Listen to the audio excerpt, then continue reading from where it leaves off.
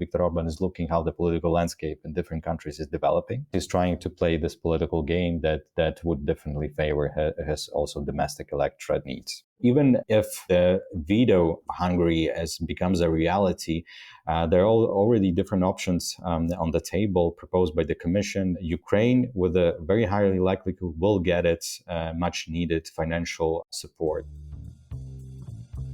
Today on the Beyond the Byline podcast, on January 10th, EU member states reached an agreement to initiate talks with the European Parliament concerning a 50 billion euros aid package for Ukraine by providing a partial negotiation mandate. Hungary hasn't backed down yet though, so what are the obstacles Viktor Orbán can raise along the way? I am Vitori. Welcome to Euractiv's Beyond the Byline podcast.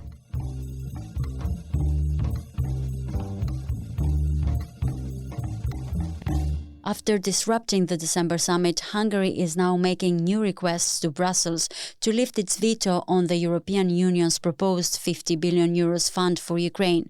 The fund, called the Ukraine Facility, aims to provide financial assistance to Kyiv between 2024 and 2027 for its public deficit, essential services and reconstruction efforts. Originally, the facility was meant to be in operation by now, but Hungary's Prime Minister Viktor Orbán vetoed the proposal during a recent meeting of the European Council, linked to a broader review of the EU's common budget. What can we make out of the initiation of this new round of talks? The process of adoption of Ukraine facility is nearing to its conclusion. We do see that everyone that is so much actively involved for now many months and many weeks in this process, they want to see this process bear fruits. I think it would be good to start with understanding what does exactly the partial mandate or the partial position mean. So this will serve as the European Council's mandate, the EU mandate for negotiations with the European Parliament on the exact Ukraine facility. And once the agreement will be reached between the Council and the Parliament, the regulation will need to be sort of formally adopted. So going through the typical standard process. Andriy Korniychuk is policy analyst at the Foundation for European Progressive Studies.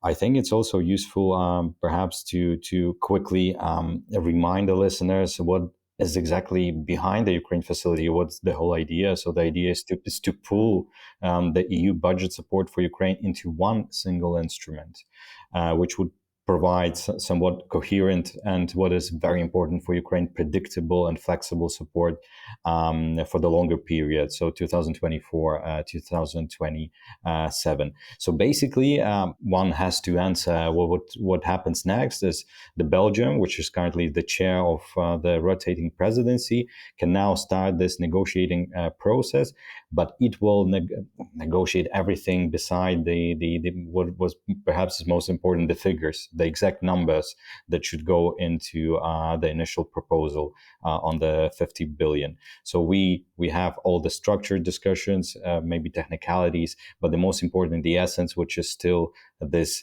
highly debated issue, is the exact numbers. So what would be the exact numbers going into that? Andriy, how is this 50 billion euros going to be streamlined? Does the Commission have a plan on where to allocate these funds?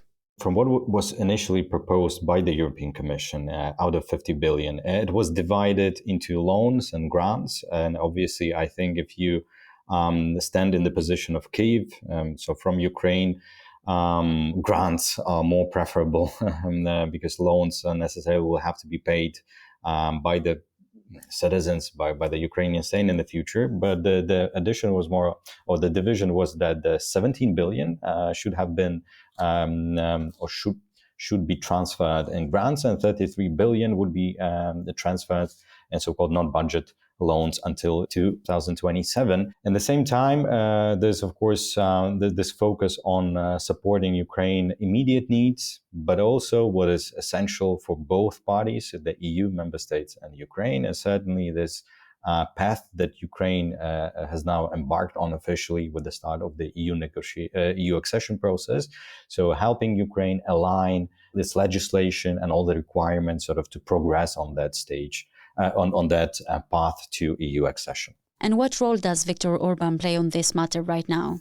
So we see a certain continuity on everyone's side. In a way, Ukraine is very much interested in having this adopted as soon as possible. The majority of the member states, so everyone except Hungary, always speaks of strong and continuous support for Ukraine, as long as it takes for Ukraine to succeed in this war effort and its European integration. So in a way, these talks always come back to this essence that now we have to talk about the money, because the financial support for Ukraine is so much crucial in what is promises to be a very difficult and challenging year. Viktor Orbán certainly is trying to strike a deal, this quid pro quo kind of deal, where he what one might assume from the reports we get, that his main reservation is, of course, trying to speak to his own domestic electorate and getting unblocked the EU funds that Hungary has been promised a long time ago. But obviously these have been stalled for all the different reasons, many of which are connected with the situation with the rule of law in Hungary. So in a way, Viktor Orbán sees this opportunity to get these funds unlocked, because he understands the urgency that everyone is facing with transferring this money to Ukraine, which really Ukraine needs. It needed, as they say, it already needed yesterday, because of the developments on the battlefield, but also because of the needs that Ukraine faces. Orbán sees the Ukraine facility as a pragmatic opportunity to secure much-needed financing. This strategic move not only addresses Hungary's economic challenges, but also strengthens Orbán's domestic legitimacy, aligning with his aspirations for effective leadership and economic performance.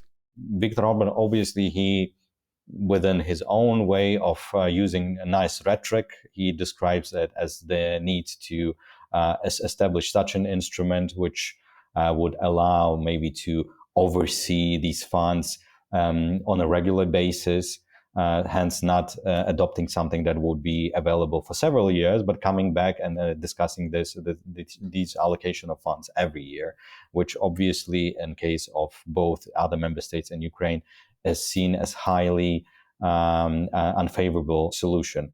The proposal that Hungary comes with is that we should look at these funds being discussed on an annual basis, which essentially means that it can be vetoed every year. But one has to also remember that I think that Viktor Orbán is looking how the political landscape in different countries is developing.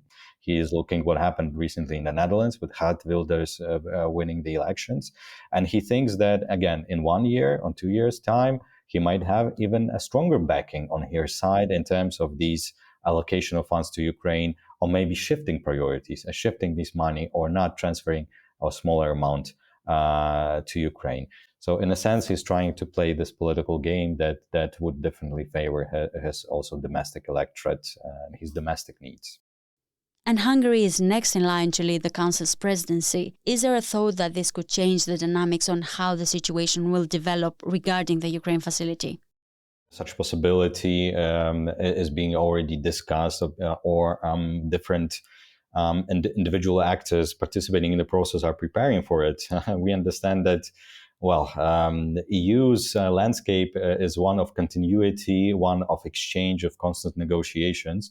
So I'm quite sure that even these reports that Charles Michel would like to step down and sort of as the president, and then this would even open to strengthen even more so that the presence of Viktor Orbán on this EU political scene for several months. I think different contingency plans are being developed, actually, and the thinking goes to that. But indeed, on a very practical level, that can have an impact, because let's again maybe recall what the presidency might entail, or usually entails, in a pragmatic. So the presidency, rotating presidency of different member states, sets the council's agenda. It chairs the meeting. It represents EU, usually in external affairs as well. So it might seem sometimes as quite symbolic things, but they have a very practical, concrete dimension. Because why why can't we imagine a scenario in which the Hungary would like to set up quite differently its own agenda in terms of discussions and shift it a bit away from supporting Ukraine? So this could be possible, but I think we shouldn't also be too naive, thinking that this will come as a surprise to all the stakeholders in this process. I think they are aware. They have this record now of several months, even already 2 years of the sort of Hungary stance on the Russia-Ukraine war. So in that sense, different mechanism would be developed. And again, EU, maybe as sometimes people view it as a slow machine which grinds these processes that grind slowly, move slowly, but at the same time that also ensures some continuity, which would not be too easy for Hungary to sort of unravel, to stop. So in that sense, that gives a certain degree of optimism, even for the presidency that might seem not too favorable for Ukraine. But the Commission seems to be considering all possibilities, especially when Hungary will be leading the presidency. So even in the case of a potential Hungarian veto, various options proposed by the Commission are actively under consideration.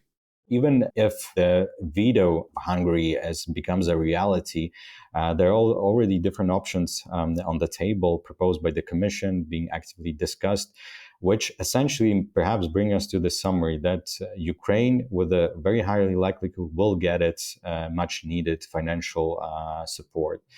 If the most essential is in what form it gets it. And it is indeed a crucial agenda point we should be looking into the next days, weeks, because essentially it will also mold the type of the path Ukraine will follow in its war effort in the next year. Again, the longer, the more stable the financing it receives, the easier for Ukraine is to manage these harsh conditions. The shorter term support and the more overview or review rather of the support comes in hand year by year, the more difficult it becomes for Ukraine to have strategic planning and implement different reforms. So for all those who are in support of Ukraine's accession and European aspiration, we should keep our fingers crossed that ultimately solutions is being found.